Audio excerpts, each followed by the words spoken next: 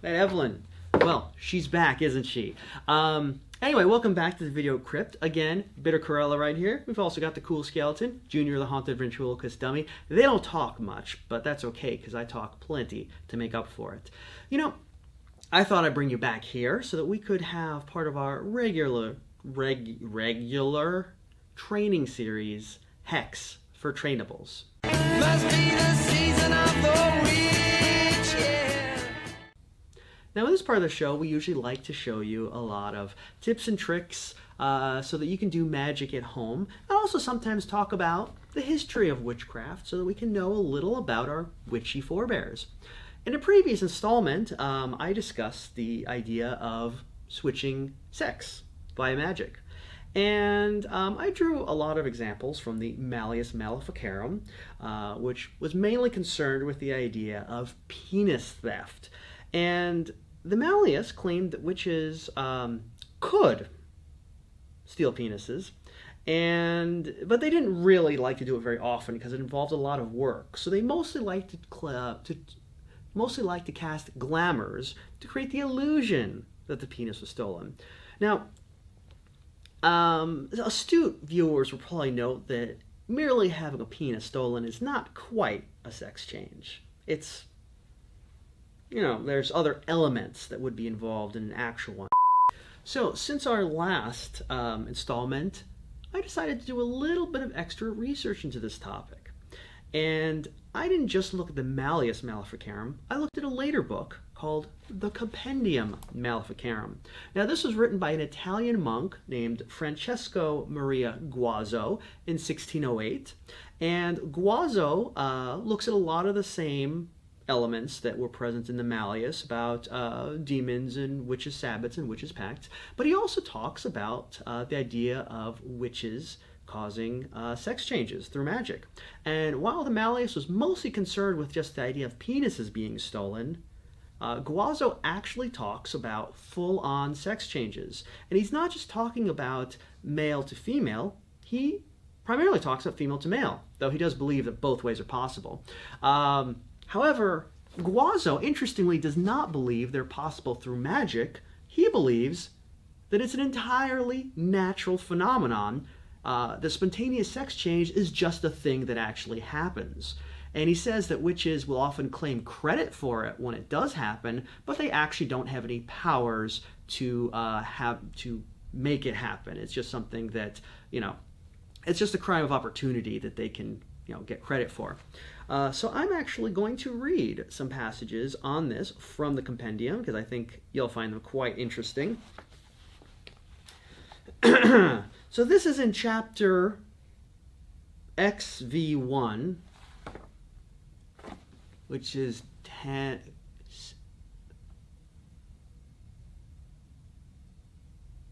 16, chapter 16. And Guazzo writes, Cornelius Gemma inquires into the mutation of the feminine into the masculine sex, and the masculine into the feminine, which is admitted by modern physicians to be natural. We read of many women who have become men. Hippocrates writes that at Abdera Fotula, the wife of Pythias, had borne him children. But when her husband was sent into exile, after a few months her menstrual courses ceased, and she was smitten with terrible pains all over her body, and acquired the physical features of a man. He says that the same thing happened to Animesia, the wife of Gorgippus at Thasos. Livy tells the same story in Book 24. Pliny says it is no fable that women are changed into men. Martin del Rio uses the following words. I myself saw in Africa, L. Cassicius, a Tistrananian citizen, changed into a man on his wedding day. St. Augustine mentions heathen records of women becoming men, and of hens being changed into the masculine sex. Not, however, by witchcraft, but naturally, for witches cannot actually do this thing, but only in appearance to deceive us by casting a glamour over our senses with the help of the devil, as we have seen elsewhere. Now, Guazzo actually goes on to give a few examples of this phenomenon. Interestingly, all the examples he gives are of women becoming men. He doesn't have any examples of men becoming women, though it is clear from his introduction that he does believe that is possible. Now, according to Giovanni Pantano, a woman at a he talks about a woman who, after being married for 14 years to a fisherman, spontaneously became a man. Another woman named Amelia, having been the wife of Antonio Spensa for 12 years, dissolved her marriage, married a woman, and begot children. He speaks also of another woman who had borne one son to her husband and suddenly assumed virility, left her husband, and married a woman who bore children to her. So Guazzo does believe that women who become men can actually father children.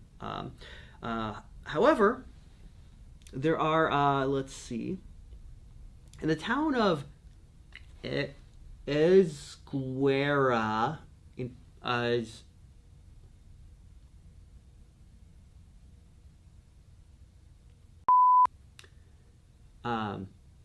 somewhere in Portugal, there was a nobleman who had a daughter named Maria Pacheco.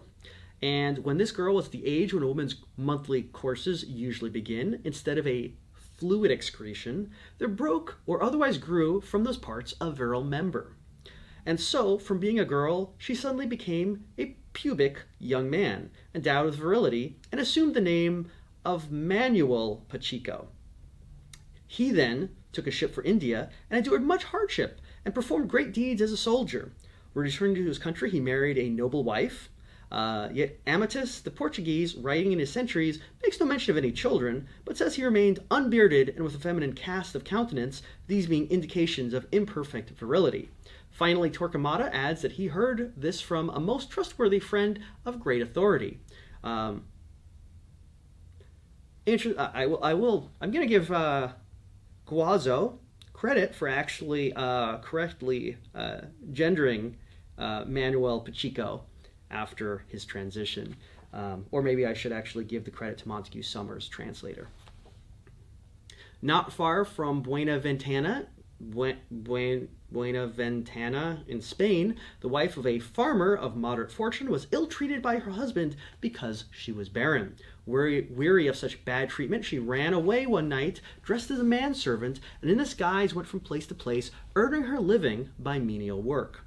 After some time, either because of the efficacy of her natural heat, or through imagination induced and strengthened by her continuous masculine clothing and work, she found she had actually turned into a man.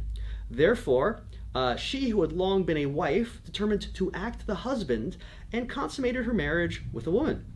The secret was kept for a long time, since she did not dare to tell it to anyone until a certain man who had been very well known to her noticed that she was in fact face very much like the farmer's wife who had run away. He asked if he were her brother, whereupon she told him the whole story as it happened, and so it came to light.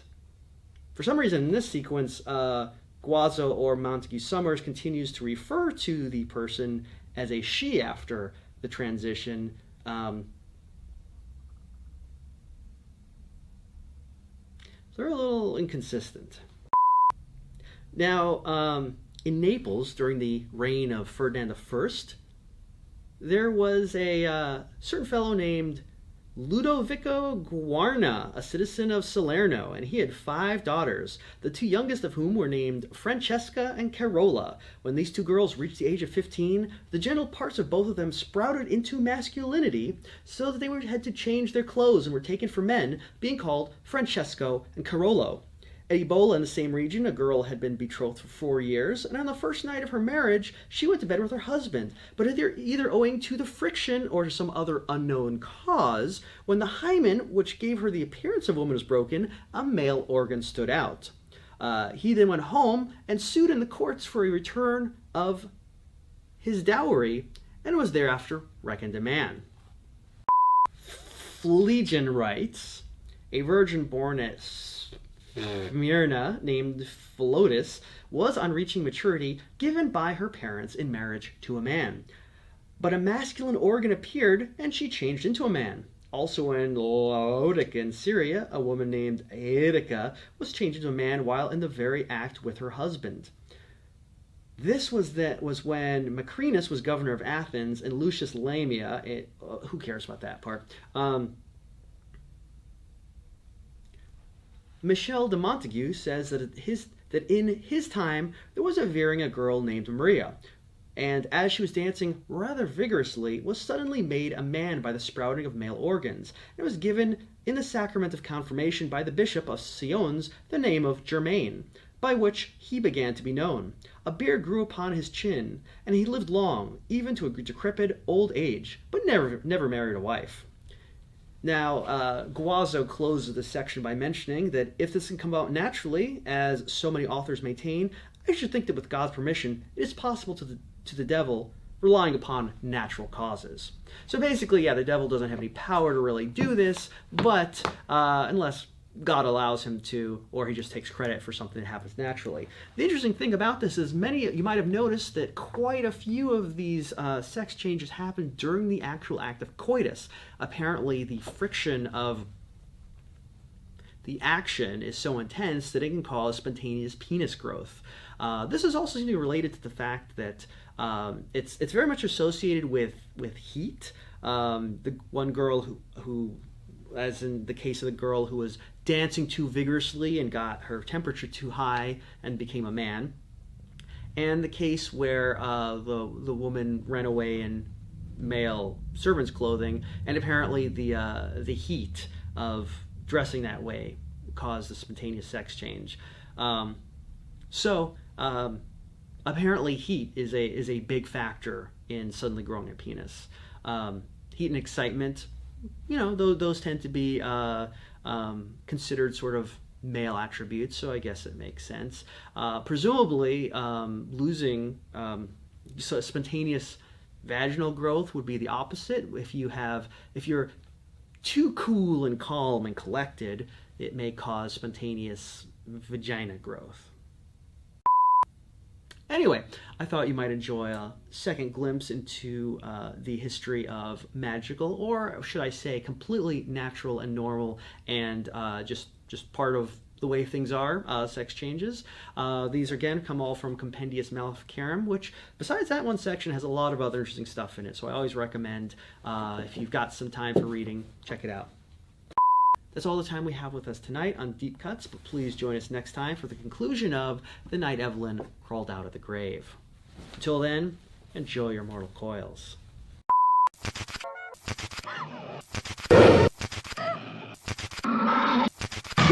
Guazzo.